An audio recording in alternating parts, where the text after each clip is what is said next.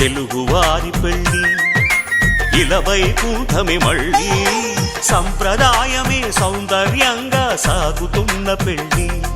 ఇది తెలుగువారి పెళ్ళి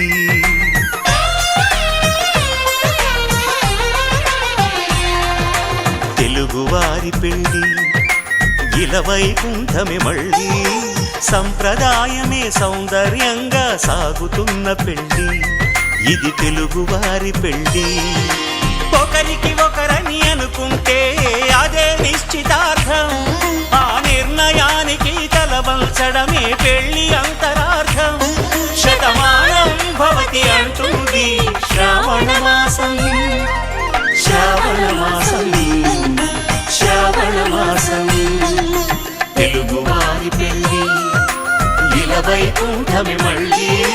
సంప్రదాయమే సౌందర్యంగా